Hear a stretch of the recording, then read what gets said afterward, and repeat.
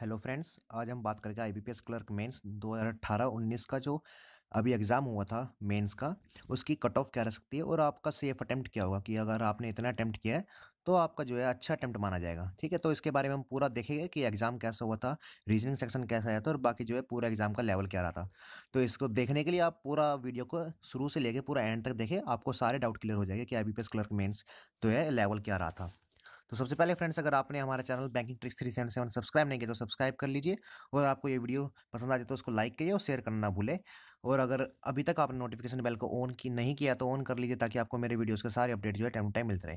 तो हम बात करते हैं अब आईबीपीएस क्लर्क मेंस जो अभी हुआ है, कल हुआ था जिसका एग्जाम, उसकी कट ऑफ क्या हो सकती है और आपको उसमें सेफ अटैम्प्ट जो है आपके कितने अच्छे रहेंगे कि अटैम्प्ट आपने की है तो अच्छा माना जाएगा। ठीक है, तो अगर हम रीजनिंग सेक्शन की बात करें तो रीजनिंग सेक्शन इस बार जो है आपका मॉडरेट लेवल का कह सकते हो आप, मॉडरेट लेवल का रहा था। इसमें जो है आपको सिटिंग अरेंजमेंट्स और पजल अगर दोनों मिला के बात की जाए तो हमारा 25 क्वेश्चन आपको देखने को मिले हैं। 25 क्वेश्चन सिटिंग अरेंजमेंट से, जिसमें आपको एक क्वेश्चन अच्छे मतलब आपको पजल जो है ठीक लेवल की मिली थी। आप अगर आपने अच्छे से प्रैक्टिस की है तो आप इजीली जो है अटेम्प्ट कर सकते थे। और डायरेक्शन बेस पे क्वेश्चन आया था 4 मार्क्स का, जिसने आपको इजीली अटेम्प्ट कर लिया होगा। इजी क्वेश्चन था, ज़्यादा उसमें टफ नहीं था कुछ। एक अल्फ़ाबेटिकल सीरीज आई थी 2 मार्क्स की। ठीक है, और इनइक्वालिटी के क्वेश्चन भी आपको देखने को मिले थे, जिसमें आपको एक स्टेटमेंट दी हुई थी और उसको पूछा था अगर वो ट्रू है तो बताइए, कि बीच में जो है ऐसे क्वेश्चन मार्क करके दिए हुए थे कि बताइए अगर A greater than equal to B है तो यहाँ पे क्वेश्चन मार्क्स की जगह क्या आ सकता है। उसमें 5 ऑप्शन थे। इस टाइप से आपके न्यूक्लिटी के 3 क्वेश्चन देखने को मिले थे। लॉजिकल रीजनिंग के क्वेश्चन थे 6, जो मॉडरेट लेवल के थे। अगर आपने प्रैक्टिस की है तभी आप उसको अच्छे से अटेम्प्ट कर पाएंगे, लेकिन अगर आपने प्रैक्टिस नहीं किया तो वहाँ पे थोड़ा मुश्किल हो जाता है लॉजिकल रीजनिंग को अटेम्प्ट करना। तो आपके लॉजिकल रीजनिंग से आपको 6 से 7 क्वेश्चन देखने को मिले। मशीन इनपुट आउटपुट 4 मार्क्स का अगर आपने क्रैक कर लिया है तो आपको 4 मार्क्स जो है इजीली मिल गए थे। थोड़ा ये भी आप मॉडरेट लेवल कह सकते हैं, इसमें भी ज़्यादा कुछ वैसा नहीं था। मशीन इनपुट आउटपुट ईजिली आपसे हो गए थे।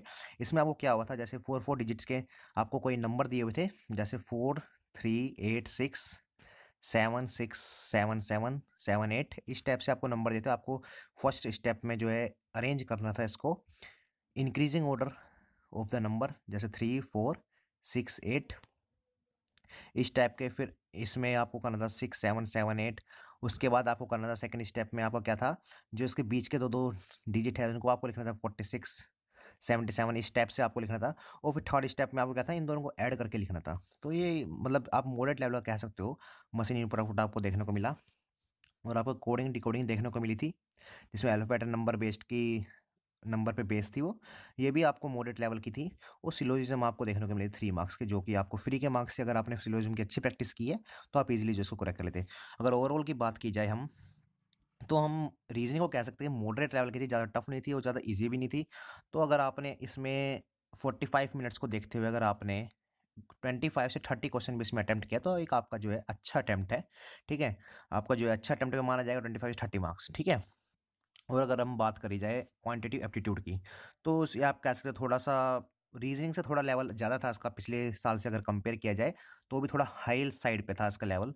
ठीक है, अगर 2017 हम आईबीपीएस क्लर्क मेंस की बात करें तो उससे थोड़ा मॉडरेट लेवल का था। ठीक है, इसमें आपको डाटा इंटरप्रिटेशन पूछा गया था 20 मार्क्स से। डीआई आपको पूछी गई थी। ठीक है, एक कैसलेट डीआई भी थी। और एक में जो है आपका इस टाइप से टेबल बनी हुई थी, जिसमें आपको 2014 15 16 का दिया हुआ था कि डाटा इतने जो है इसमें ज्वाइन करते हैं फिर लीव करते हैं, फिर ज्वाइन करते हैं लीव करते हैं। इस टाइप से आपको बताना था 2014 के एंड तक जो है कितने स्टूडेंट रहेंगे लीव होने के बाद। 2014 के एंड तक 2015 के एंड तक कितने स्टूडेंट्स जो है बच गए। ठीक है, इस टाइप से 5 क्वेश्चन आपको दिए हुए थे। इस टाइप की डीआई आई थी। और एक डीआई आपको इस टाइप की में भी थी, दो आपको परसेंटेज दिया हुआ था बार ग्राफ करके। तो जो है आपको मॉडरेट लेवल की आप कह सकते हो डाटा इंटरप्रिटेशन आई थी। अगर आपने अच्छी प्रैक्टिस की है तो आप इजीली जो है क्वेश्चन को अटेम्प्ट कर पाएंगे। डाटा सफिशिएंसी से 5 क्वेश्चन थे। क्वांटिटी 1 क्वांटिटी 2 कंपेयर करना, ये इससे भी 5 क्वेश्चन आपको देखने को मिले। और क्वालिटी इक्वेशन 5 मार्क्स आपके फ्री के थे। मैंने इस पे वीडियो बनाई हुई है, अगर आप वो वीडियो आपने देखी हुई है तो आप इजीली अटेम्प्ट कर सकते थे 5 क्वेश्चन विद इन 2 मिनट्स में। ठीक है, तो ये फ्री के मार्क्स थे आपके 5 मार्क्स। और बाकी हम देखा जाए तो अरिथमेटिक से आपके 15 क्वेश्चन थे। ठीक है, तो अरिथमेटिक जो है एक मेन रोल प्ले किया है इसने।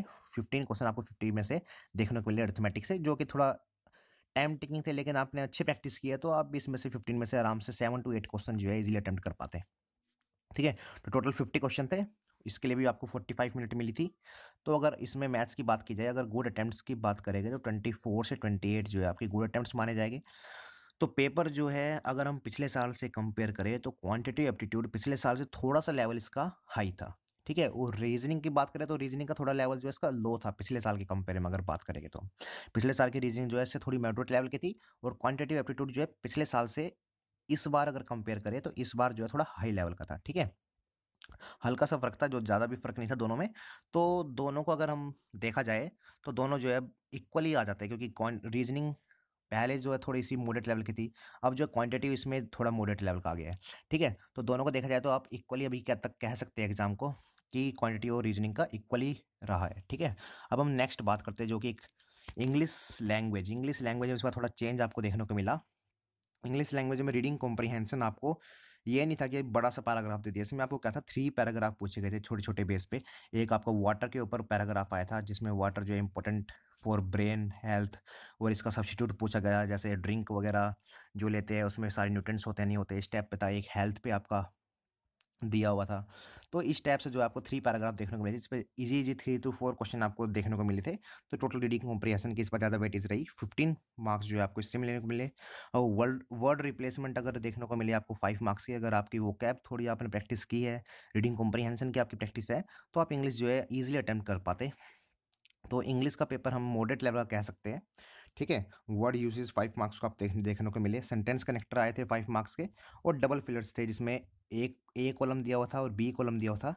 इसमें आपको जो है मैच करके दिखाना था कि कौन सा जो है किस कॉलम में आ सकता है। इसका ए में जो है 1 2 3 ऑप्शन दिए हुए थे, इस बी में भी आपको 1 2 3 दिए थे। तो इसमें आपको मैच करके जो है डबल फिलर्स पूरे फिलअप करने थे, ठीक है। फिर सेंटेंस अरेंजमेंट से आपको जो है 5 मार्क्स 5 क्वेश्चन देखने को मिले। तो अगर हम ओवरऑल बात की जाए इंग्लिश लैंग्वेज मॉडरेट लेवल का आपको देखने को मिला था। गुड अटेम्प्ट्स अगर इंग्लिश लैंग्वेज में हम बात करेंगे तो 25 से 30 के बीच में अगर आपने विद एक्यूरेसी अटेम्प्ट किया तो एक आपका जो है अच्छा अटेम्प्ट माना जाएगा। इंग्लिश में जैसा आप जानते हो अटेम्प्ट आपकी एक्यूरेसी 85% होनी चाहिए इसके साथ, क्योंकि 95 कहना बहुत मुश्किल है। लेकिन आप रीजनिंग और अगर एप्टीट्यूड की बात करें तो उसमें आपकी एक्यूरेसी जो है 95 प्लस हो सकती है, ठीक है। और अब सबसे ज़्यादा जो डिसाइडिंग फैक्टर था वो था जनरल अवेयरनेस का। जनरल अवेयरनेस के कुछ क्वेश्चन मैंने अभी यहाँ पे पोस्ट किए हैं। तो जनरल अवेयरनेस भी आपको थोड़ी ईजी टू मॉडरेट आप कह सकते हैं, ठीक है। ये जो है डिसाइडिंग फैक्टर है, ईजी टू मॉडरेट। जिसने अच्छी प्रैक्टिस की थी वो जो है ईजिली अटेम्प्ट कर सकता है जनरल अवेयरनेस के 30 to 35 क्वेश्चन। अगर पहला क्वेश्चन हम देखे जाए तो महानदी रिवर जो है ओरिजिनेट कहाँ से होती है, तो इसका सिंपल आंसर था छत्तीसगढ़, ठीक है। और एंजेलिक कर्बर्स हेल्स, इसका पूछा गया था कि ये जो है किस कंट्री से बिलोंग करती है, तो ये हमारे जर्मनी से बिलोंग करती है। आरोन फिंच जो फिलहाल ही में भी रिटायरमेंट ली थी, तो ये किस स्पोर्ट से, क्रिकेट है, बॉलर है ऑस्ट्रेलियन के, ठीक है। और इसके बाद चेयरमैन पूछा गया था आईबीए का, तो वो सुनील मेहता इसका आंसर था। फिर चेयरमैन ऑफ एचडीएफसी बैंक का दीपक परेख। खेलो इंडिया यूथ गेम जो हुई थी वो रिसेंटली कहाँ पर हुई थी, पुणे महाराष्ट्र में, ठीक है। और अभी जो डीमोनेटाइजेशन हुई थी तो उसमें ये पूछा गया था कि कितना जो मनी है हमारा परसेंटेज जो है वापस लौट करके आया, तो 99.3%, ये भी न्यूज़ में रहा था क्वेश्चन। तो बेसिक क्वेश्चन ही सारे पूछे गए थे करंट अफेयर्स के, जो जो बिल्कुल बेसिक रहते हैं। और जो हमारी 5th by monthly monetary policy भी निकल के आई थी उसमें आपको रिवर्स रेपो रेट पूछा गया था जो 6.25% अभी फिलहाल चल रहा है, ठीक है। फिर पूछा गया था जो एक अभी बैंक को मर्जर करने के लिए एक कमेटी हेड की गई थी, उस हेड जो था उस कमेटी का, उस कौन था, अरुण जेटली थे हमारे फाइनेंस मिनिस्टर, ठीक है।